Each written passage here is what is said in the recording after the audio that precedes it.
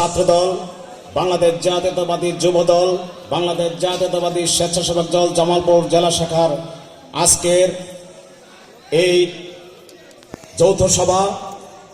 আজকের এই যৌথ সভায় বক্তব্য দেওয়ার কিছু নাই, আমি একটি কথাই বলবো।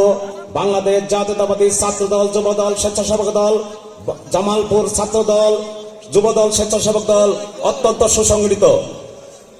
আজকের এই যৌথ সভায় আমাদের মাঝে সভাপতিত্ব করছেন বাংলাদেশ জাতীয়তাবাদী স্বেচ্ছাসেবক দল কেন্দ্রীয় সংসদের সম্মানিত সভাপতি জিলানী ভাই। আমাদের মাঝে আজকের প্রধান অতিথি বাংলাদেশ জাতীয়তাবাদী যুবদল কেন্দ্রীয় সংসদের সাধারণ সম্পাদক নয়ন ভাই।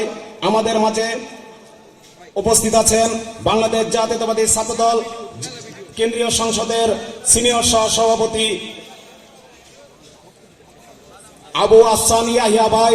আমাদের মাঝে সঞ্চালনায় আছেন বাংলাদেশ জাতীয়তাবাদী ছাত্রদল কেন্দ্রীয় সংসদের সিনিয়র যুগ্ম সাধারণ সম্পাদক শ্যামল মালম ভাই সহ ছাত্রদল, যুবদল, স্বেচ্ছাসেবক দলের কেন্দ্রীয় নেতৃবৃন্দ সবাইকে জানাই বাংলাদেশ জাতীয়তাবাদী ছাত্রদল জামালপুর জেলা শাখার পক্ষ থেকে সংগ্রামী অভিনন্দন।